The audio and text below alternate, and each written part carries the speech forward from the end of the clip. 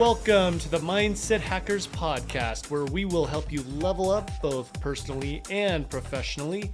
Don't forget to hit the subscribe button so you'll never miss an episode. Now, let's get going. What is up, Mindset Hackers? Thank you so much for joining me today. I have an amazing guest that is a dear friend of mine. She's been on this podcast before. I feel so lucky to be here with her in her energy. We've tried to record a few times lately, and we've had some technical difficulties, so it's really good to get everything sorted out. But I had to make this happen because it's been a long time since she's been on the podcast. I think she was on earlier this year, but she is known for dropping the heat, dropping the fire. We have such an amazing energy together. What's cool about her story too is she went through an extremely rough patch in her life, but then used social media to find her voice and ended up taking a different path in life, started speaking and coaching and teaching, and she has a coaching program too. She is the go-to when it comes to confidence and having a mindset that makes shit happen. Claudia Wyatt, it is so good to have you back here with me today. What's going on, my friend? Yay, I'm so excited to be here. You know I love you, Simon. I am always up for Mindset Hackers. Life is good, right? It's summer. Let's enjoy. Sunshine gives me even more energy and more fire. Let's bring the heat. Hell yeah. So I have a question for you right off the bat. So lately I feel like it's been a struggle for a lot of people. You mentioned this. You mentioned that some of your students or maybe your coaching clients have just kind of gotten into a funk when it comes to summertime.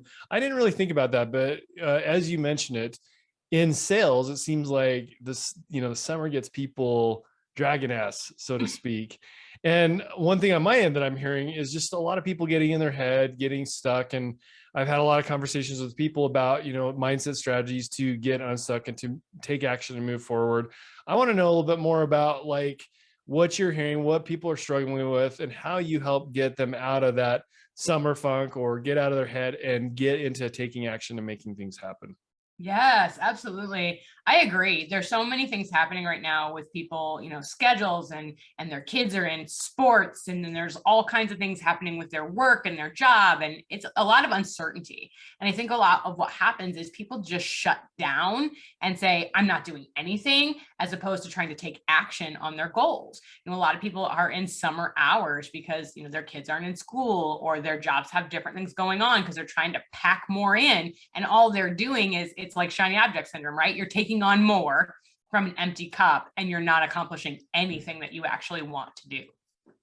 I work with people to really right now embrace the summer, right? Like embrace it. This is a time of year, especially if you're in my area where winter is forever and you can't do anything and it's dark and you're like, just like, I'm so dragging to get there. So it's a complete flip for me. Like I'm a sun sign, so bring it on. That just means there's more hours in the day of daylight for me to do things. You don't have that darkness coming at 5, 6 o'clock where you start to get slow and tired. You're still running on all cylinders at this point. So make time in the day for yourself to actually recuperate, right? Do something that you love. And one of the things I told someone last week was let that inner child use their outside voice, right? So this is the time where you should really be firing up because you are so used to being, quiet and reserved and whatever. Screw the reserved. Go have some fun. It's going to recharge your batteries and make you remember why you're doing what you're doing.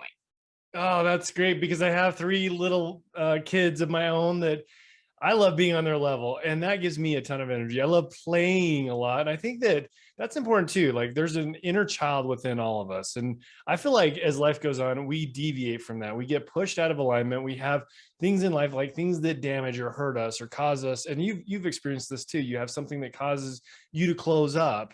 And like, how do you open up and find that child within to get back on that level where you're able to go and play a little bit more? Well, think about all the times in your life where you had those great moments. Those moments are still with you in your subconscious, right? So what I like to do is if I'm having one of those moments where I'm just kind of like in a funk, I go within and either visualize or meditate and remember those moments, you'll start to tap into those senses. Like your olfactory is really powerful. So your smells. So if you have a moment that really triggers that sense of smell, it's going to put you right back into that. So think of a moment that was so happy, like a moment with your friends or with your family where you were laughing hysterically, like till you cried. You can't help to relive that moment while you're thinking about it, which will then shift your energy and you'll start to feel fun. And I recommend just finding more fun in your life. You know, even mundane things can be fun. If you're washing the dishes or, you know, sweeping or vacuuming or whatever, and you've got like your 90s jams on, because that's my thing, you are just going to be in, you know, dancing around the room while you're actually doing something that's boring, right? Just find a way to incorporate more fun in your life. It makes a huge difference. Yeah, that's interesting that you brought up smells to trigger things that bring you back. For me, it's music. Like music, I love listening to something from my younger years that just lights me up. I think music is probably the number one thing that I use to get in a higher vibrational state and a higher frequency. When you talk about smells, what are some things that trigger some of those memories and gets you feeling good? Well, I definitely am triggered by peppermint.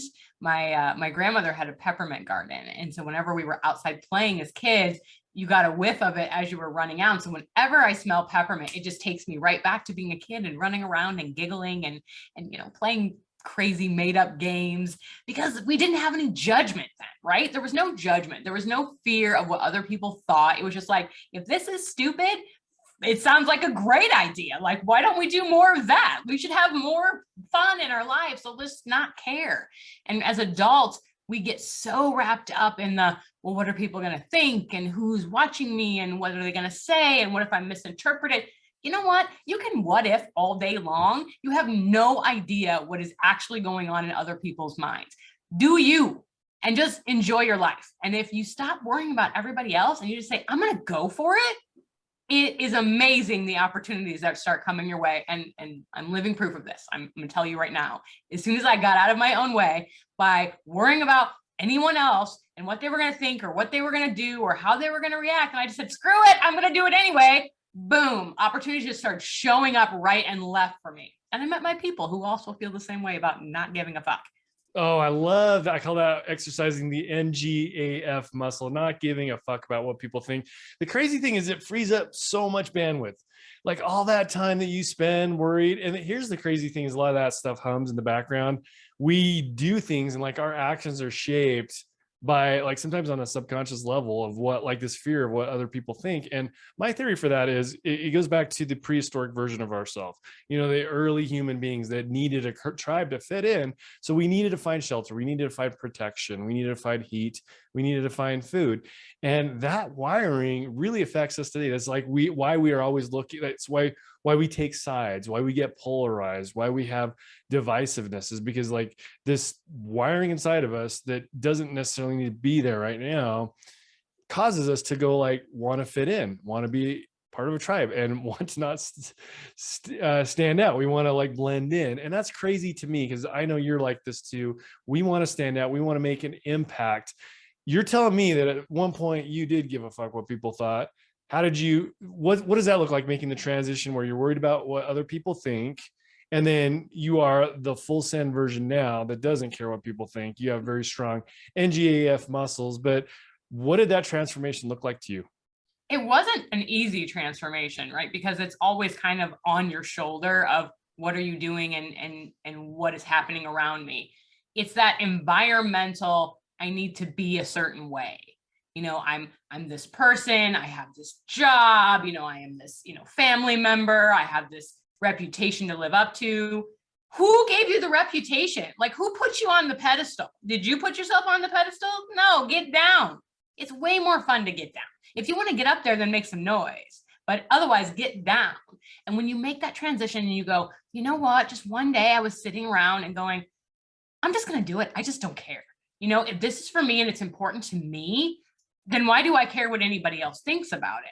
And I had to have that realization with myself. And once I did, it was like, well, yeah, these people don't care. I don't care what they're doing with their life. So why do they care what I'm doing with mine? Like, I don't judge them. And if they're judging me because of something I've done that they don't understand, then they're not my people. So I don't need them anyway. Yes, it's so important to realize that while we think everybody's thinking about us, they really aren't. Most of them are thinking they're dealing with their own stuff. But it's like we feel like we're out there and there's this big magnifying glass on it. But like you can really fuck up big time. Like people forget about it a week later. It's okay. I love that realization. I think that it's so powerful when you realize too it's not a pedestal. Like we put people on pedestals, we put ourselves on pedestals, or we put ourselves lower than other people. But I try to look at it as like we're on this path, we're on this journey, and there's people that are further along, further ahead than us. And they're there oftentimes, at least the good ones are there to give you some guidance and to leave you a little bit of a roadmap to help you out. And I feel like it's our duty to help the people that might be a little bit further behind on this path. But I really don't like thinking about putting people up on pedestals. And it's interesting like how we do that ourselves. Like we see somebody that we admire and then we kind of put them up there, and when we do that, by default it puts us a little bit lower. You're 100% right. It's all in our minds, right? We've thought that, like you said, people are on the path and they're a little bit further ahead, or you want where they're at and you're trying to figure out how to get it. So you start, idealizing what's going on there and how they must be better than you, which is complete bullshit. It's complete bullshit in your brain that you're even thinking that way. Everybody took a step to get where they were. They might have taken a back step, they might have taken a forward step, they might have taken a side step, but they got where they were by stepping. They didn't get where they were by not moving at all. And that's the part that I think we forget is we see the distance in how far ahead they are, but we don't realize, one day they just got out of bed and took one step, the same way that you started.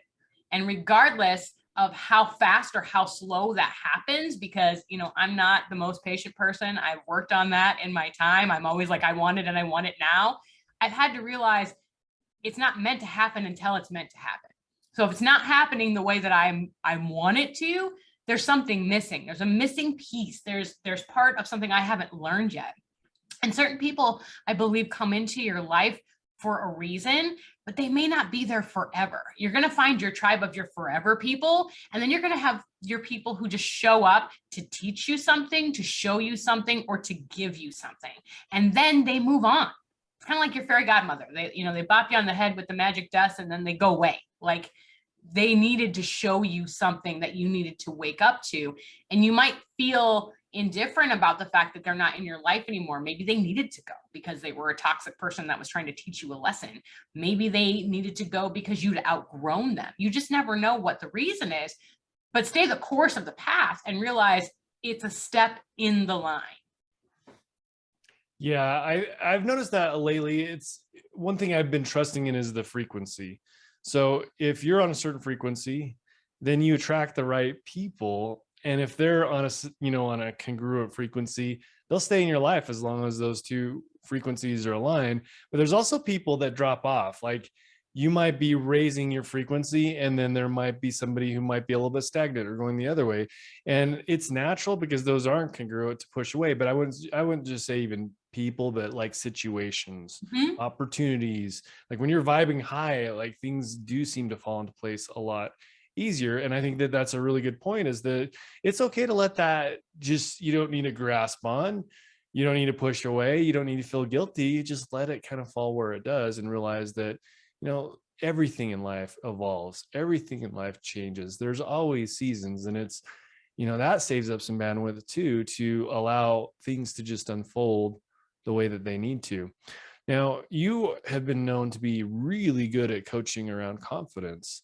What are some, like for people that you coach that are lacking a little bit of confidence and they have that worry about people, judging them? What are some steps are there any like techniques or drills that you like to use or that you like to give to some of your clients to, like an ABC, like how to get out of that worry and how to build up that NGAF muscle? And you talked about one, and that was just to realize that not everybody's focused on you. not everybody's thinking about you, but what are some drills that you use or you have used in the past to grow your confidence and to like really step into this badass version that doesn't give a shit what people think about you?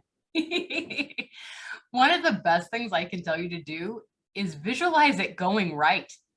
How many times have you gotten in your head about worst case scenario? Everything is going to go down in flames and it's going to be horrible and people are going to be staring at you and, you're going to have food all over your shirt and, ketchup in your hair or whatever. And you don't even think about the fact that what if I spent all this time thinking about how this situation could go really right for me?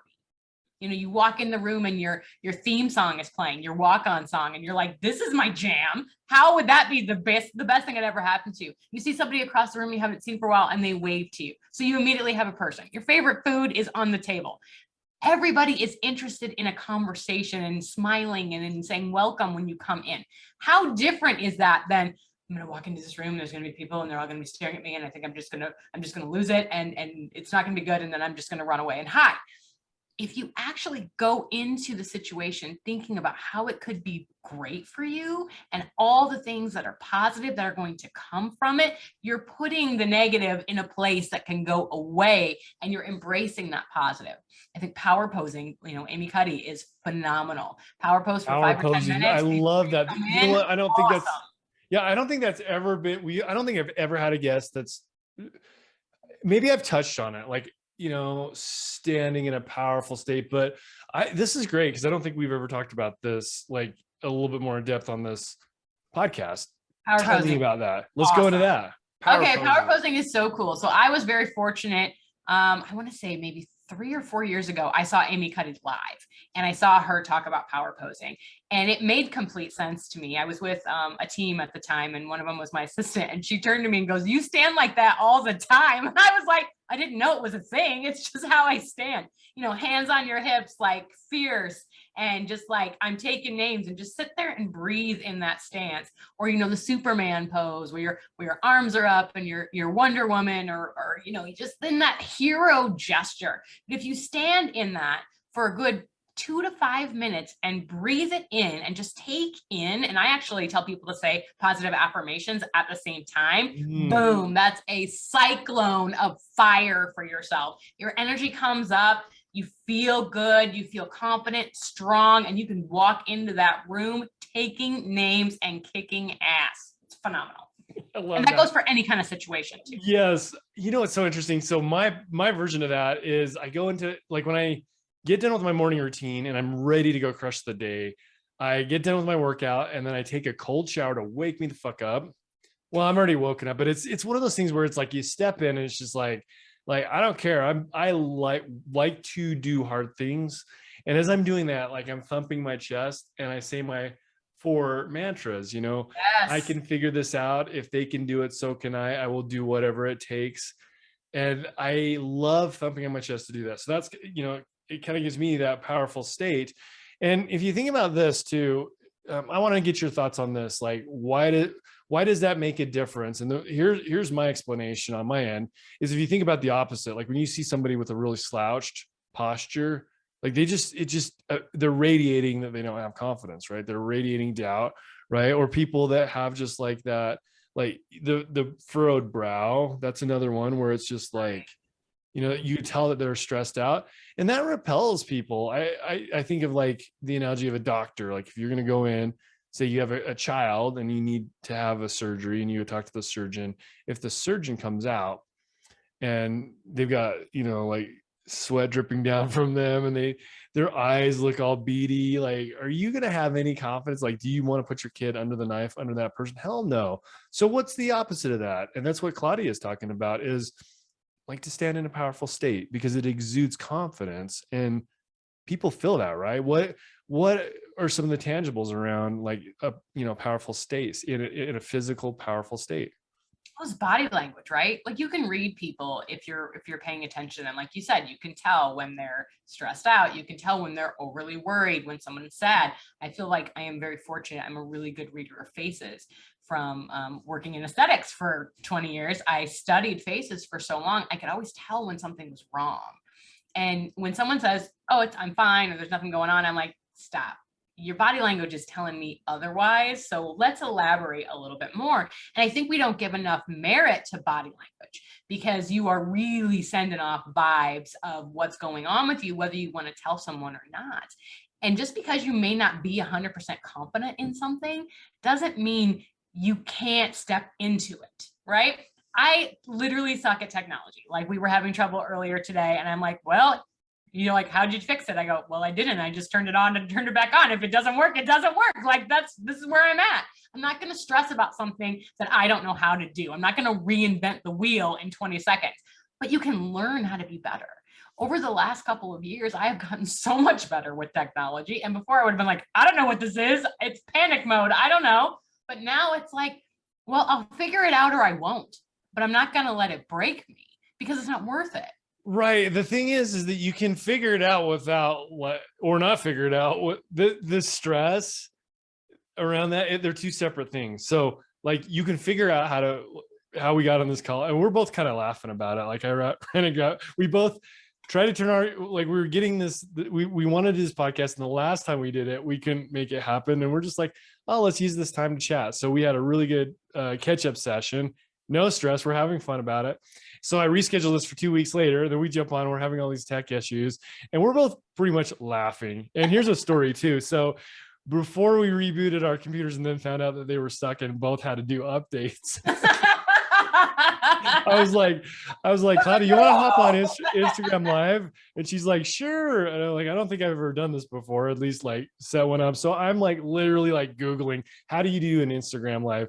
And then I booted up and I'm like, how the fuck do you invite somebody? And I couldn't get her on. And we're both just like laughing our asses off. And there's like people popping in, and like, the thing about Claudia and I is like, we don't give a shit. Most people would be like freaking out. Like, what are people thinking of me? I'm going live. And we just like laugh about it. And I just think that you can figure this shit out without, like, stress is optional.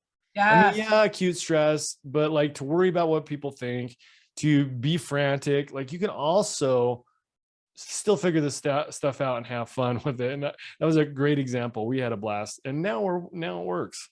Now here we are. Well, I think back to body language though. It's interesting because tonality is a huge part of communication. Yes, absolutely. Like, the words are maybe 7% of it, but I think there's tone and there's body language. Give me some more, like how to increase your confidence. One of the greatest things I think we don't think of on a regular basis is how great we actually are. And that's the fundamental core of confidence, is actually admitting to yourself that you're great. You may not be great at everything. I'm not saying you're the greatest person of all time, right? But you are, because you're doing you every day. And so many people get caught up in the fact that arrogance and confidence get confused on a regular basis. That is not the same thing. And tooting your own horn, I never used to toot my own horn. I'd be like, oh, I have this going on, and oh, that's really great, thank you, and quietly run away. Now I'm like, guess what? This is happening. It's so cool, because I'm proud of myself. Right? Sure. I know what I've been through. And I think so many of us sell ourselves short on how great that we actually are. It actually defeats us from stepping into that confidence. And you can step into it. Yes. There's an energy behind that of like you can appear to be bragging or just be like pumped about what you're up to. The energy behind it is totally different. And one energy is like, I'm pumped because I'm like creating this, I'm figuring this out. I'm stoked to see that I've made momentum. And the other side of that is like, I need validation. And like, there's a hole inside of me that I'm insecure. So I'm going to brag so that I can hear other people boast about me, right? Yeah. Pat me on the back, right? Those are two different energies. That's something to be so aware of. I love that. I think it also goes to when you're in a state of like the doom and gloom is what I call it. Misery loves company, and you want to bring more people into your web of lies, so to speak. And those people that get caught up in that, it's like they live in the past. They keep replaying the sad story, and not in a way of helping someone, but in a way of, they're in that victim mode and that victim mindset. But the doom and gloom then starts to spread, and it starts to become every part of everything they do and say in their life, where it always has a negative annotation behind it. And when you're around that, it starts to spread to other people. And then it's a back and forth kind of a thing. I have a real problem with that. I just don't do negativity. It does not work for me. I mean, I can see people and, they invite me into a conversation and all of a sudden they start bad mouthing other people or talking. And I'm like, you know what? I'm good. This conversation is not for me and I'm out. I don't have to sit there and take that. And I think so many people feel like in order to fit in or be a part of the crew or whatever, they have to jump in that. And you start to feel weird or different inside when you are not of that mindset to partake in those kinds of things. It does something to you and you're like, oh, I don't feel right. It's because it's not you. It's not in alignment with you. It's not in alignment with your core values, and you're stepping out of your comfort zone to be negative, which is going to end very badly. I can tell you that right now. Do not do it. Just stay away from it. And if it's something or someone who, the more you start to realize this person could be a good friend of yours or a family member, and you're like, whoa, they are all in it all the time. I never knew because I had the blinders and I was joining in. But once you start stepping back and kind of analyzing situations and that body language and that verbiage and that tone, it's like, you know what? I don't need it. And if you leave it out of your life, oh my gosh, it clears the room. It's unbelievable what life is like without it. Yeah, there's a difference. I've got a question for you around boundaries, because I think there's like a needy energy, right? There's people that, like you, for example, you're figuring out social media and you're not sure how, you're just not there yet. So you reach out for help and you work at it until you figure it out. But then there's also a needy energy where it's just like almost like a helplessness. Mm-hmm. And it's hard to figure out where the boundary is on that. But sometimes it feels like people are very needy, and it's almost like they need, they're wanting support to, coddle them a little bit instead of like becoming enabled and figuring this out. But how do you create, like, what's the threshold? How do you define, like, when there's a person that's maybe more of an energy sucker versus somebody who's like, I need help and I know you can help me get to a different place? Like, how do you define like the difference between somebody who might be more of a victim or have that like a little bit too much neediness versus somebody who's like, I'm sick of this. I want to change my life. I'm ready to do whatever the hell it takes. I love it. How do you put it? How do you define that? And how do you put a boundary up? If I've actually seen it. I actually know I have a good friend who has lived in the needy zone for a very long time. And it took me a while to figure it out because this person was, beautiful and fun and confident. And I was like, why are you always asking for help from someone else? And at one point, me being me, I'm like, why don't you just learn how to do it yourself? And she's like, what do you mean? I go, you're perfectly capable of figuring this out. Like, it's not complicated. And she's like, well, I don't know. They'll just do it for me. And I go, there it is right there.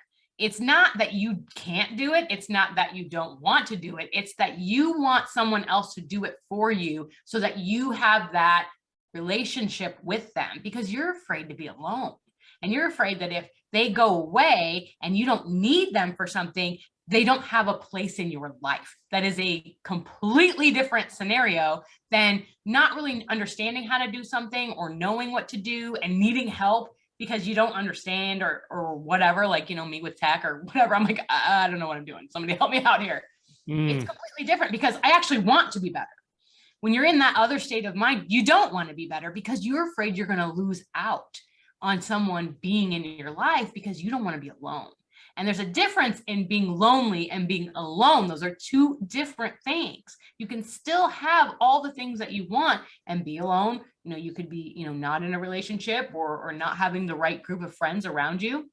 I personally would rather be alone than be with toxic people. That is just not how life works for me. But if you think about it, when you start vibing on that new frequency, like you were talking about, the people that are supposed to be your people are going to start showing up. I think that's what I said to you guys when I first met you. I was like, where have you people been all my life? Like, you guys are my people. This is awesome. Because I was looking for someone who was like me, who was fun and excited and wanted to try new things and was not afraid of failure and like, let's do this. But there are a lot of people out there that they're not there yet. And they need to hold on to that because it's anchoring them to feel safe. And I understand that. But there are other ways that you can feel safe within yourself without feeling the need for someone else to do it for you because you're afraid of losing them. You can accomplish so much more if you just do it yourself. I'm going to tell you, there's a pride involved in learning, and that doesn't mean you can't ask for help. Because if I know right now that if I was in trouble and I called Simon, he'd be like, what do you need? And that's a different thing. But I'm like, let me just see if I can figure it out first. And if I can't, then I'm going to give you a call. But I want to at least try. And isn't that what we tell everyone? Just give it a try. Just try it. New food, just try it. New move, just try it. If it doesn't work, it doesn't work. If you don't like it, you don't like it. But at least you tried it. But if you're constantly in that point of, well, I'm just not going to do it because of this reason, well, that's not really a good reason. Sorry. Yeah, I think the one thing I would love to leave with our audience, Claudia, is how do you start feeling some people who are like, maybe you wanted to vibe a little bit higher, and you're a giver. You love taking care of people. I mean, a lot of coaches that we work with, they're the people, they love helping out. And how do you create some separation? Like for us, we've kind of talked about vibing high, and you're just letting things kind of drift where they need to. You're not holding on to things, not trying to tether to it. But like, some people really need help with creating some boundaries, whether that's a toxic person or a victim or somebody who's too needy, or maybe somebody who gossips, right? So what are some tips for somebody who's, they're growing their confidence, they're not quite there yet, but like, to me, it sounds like if you sense any of that, you're just like, all right, I'm putting the boundary up right here. Like I call it my sphere. So I imagine like a sphere around me, and I value myself and care about myself. And I feel like we are all infinite beings, and we are all so worthy.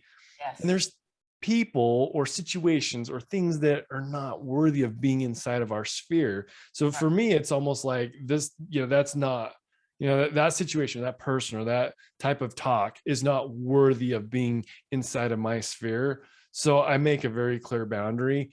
And it sounds like you're very similar. Like you it's like no bullshit right here. Like I'm stepping away, and you can be very vocal about it. But I think one issue that a lot of people have is they have a hard time creating those boundaries. And, maybe they're not at that confidence level of, putting up some definition around that. But somebody who's like starting to find themselves and starting to grow their confidence, maybe it'd be a student of yours. Like what's something that you can do to start feeling more confident in setting those boundaries? I can totally relate to this because I had no boundaries before. I literally had none. I would do anything for anyone at any time. It didn't matter, how tired I was, how many, things I had on my plate, how many jobs I was working. Sure. Yeah, I can do that. I'll help you. No problem. Let me do it. And it wore myself out to the bone. So I can feel for people who don't know how to set boundaries, because boundaries were huge for me. One of the first things I would tell you to do, learn how to start saying no. Just say it regardless of whether you mean it or not. When someone says something and you're like, how would you do this for me? Nope, absolutely not. And then listen and just sit in that for a minute. Because the first time you say it, you're going to be like, oh, I said it out loud. This is real. And you're like waiting for the fallout. The first time I said no was to my mom. She actually, she had called me and asked me if I would come over and hang up some curtains for her, a non-emergency type of a situation. And I was in the middle of like 4 other things. And you know what? I said, you know what? I just am not going to do that right now. I said, I'll help you with it, but it's not happening today. And she goes, okay. I was like, what? I was like expecting, fire to rain down and, me to be hit with the lightning bolts. And I'm just a bad child for not helping my, 80-year-old mother hang some curtains. But I was like, it wasn't like the curtains she wanted new curtains. There was curtains on the window, like, right, it was fine, right? But in my mind, it was, this is going to be this whole thing. It's going to be a whole thing, and it's going to go into an argument about something that I just really don't want to get involved in. But it wasn't. It was completely fine. She was like, okay, cool. She's like, well, I could ask somebody else. What? There are other people that help you? Who are these people, and where have they been my whole life? How do I get them in front of you more? Yeah, I think that's awesome. And I wanted to share a story about Claudia too. And I think it's kind of like feedback. It's with feedback, I try to solicit feedback and be open to it and not take it personally and also be willing to give it. And I think that like boundaries are kind of a form of feedback, and they don't need to be a personal thing unless you make it one. And Claudia, I love it because wow, there's a Lamborghini right in front of my house. That's what that roaring is. So back to what I was saying is like Claudia and I, we love sharing information and growing. We're both very interested in developing ourselves and coaching and getting coached. And she's in one of my communities that has to do with marketing. And it was kind of fun because we're doing a lot of our stuff on a platform that she's not on, Facebook. And I asked her a couple times, hey, like, I want you to join, like, consider joining Facebook just for like 6 weeks or whatever. And she's, no, I'll think about it. And then like, no, I don't want to do that. And like, I didn't take that personally. It's just like, that's a boundary for her. And I was able to read that. So I'm not going to push her on that. Like my personal wish to have her in there is, and she understands this too. The only reason why I'm asking her that is because I care about her and I want to make sure that I come through for her. But on the same time, like she has her reasons for not wanting to do that. So as she set a clear boundary with me, and I respected that and I understood where that's coming from. I didn't feel hurt about it. And she understands where I'm coming from and knowing that I care about her and I'm very invested in her success. So that's a perfect example of a boundary that was put up that was totally respected and it wasn't a personal thing. Absolutely. So we have you just are so good at dropping the fire. Okay, I want to hear what is cooking in your world. I want to know like what people are going to see coming down the pipeline for you. What are you working on? What type of like speaking gigs or courses or like what's brewing in Claudia's world? Oh, you know me. I always have something cool going on. So recently I joined as a contributing writer to Biz Catalyst, and they are all over the place. They have a women's group and they have, Instagram and they have Facebook and they have LinkedIn. So I write for them and they post my stuff on all their platforms, which is really, really cool because you know how much I love my writing. And last week, I just got this really, really, really exciting offer that I'm super stoked about. It's I'm not quite finished with all the requirements that I need to do yet, but I'm going to tell you what it is anyway, because you guys are my people and this is cool. So I am joining Ovations, which is an online platform for speakers where Ray Leonard Jr., who is the son of the boxer Sugar Ray, has started this company for people who are speakers like me, who aren't like, NFL celebrities, who people can find resources from all of these speakers on this platform and find us. So they don't have to go down the rabbit hole of doing all the research and looking and who do I need for my event and whatever. All they have to do is hop on this platform. You'll see a picture of me. It shows you the topics that I talk about. You click on it, you schedule me, and we have a jam together just like me and Simon. So it's fantastic. So I'm super stoked. That should be happening probably by the end of the month if I can get myself in gear and get the tech figured out that I'm working on. But I'm so stoked to be a part of it. It's amazing. And it's just exactly, I love speaking so much. So it's really cool that I get to be involved with all these cool people, and just to be asked is a huge honor. So that's kind of what's going on there. And then down the line at some point, probably at the end of summer, my courses, my walkabout method will be launching again. It's a 12-week program and it's phenomenal because it's all about literally what I did to get where I am and show you how to get there and execute those goals and bring your dream life to reality. How great is that? That's beautiful. I love the energy there. And yes, Ovations, that's going to be a really cool platform where it's basically like kind of an exchange for speakers where you can, you can find a pool of really good speakers depending on the topic. I had a great conversation with Ray Jr. Probably a few weeks ago. He is such an impressive individual. I love it. I seem to know a lot of people who are on that platform. So that is a very, very cool and exciting announcement for you. So if you're listening and you need somebody to speak at an event, what's the website for that? Is it ovations with a Z.com? And you can go on there and book Claudia. Where else can we find you on social media? I know you're heavy on LinkedIn and heavy on Instagram. LinkedIn. LinkedIn's my jam. I'm also on Instagram under the Claudia Wyatt. I'm on Clubhouse every now and then because I like to talk. And you can always check out my website, which is www.claudiawyatt.com. Beautiful. All right, mindset hackers, you know what to do. If this, like, I know that there's probably someone out here who would love to hear this episode and hear Claudia and I dropping some fire. Mostly the fire was from Claudia. She is so high energy and I love it. She's Team lifting effort, me up. sir. Team effort. Yes, yes. So make sure you send this to somebody who could benefit from this episode. Please drop a rating on Apple or Spotify. It just takes a second. You can just drop some stars on there. I really appreciate it. It helps us grow the podcast, and I will see you on the next episode.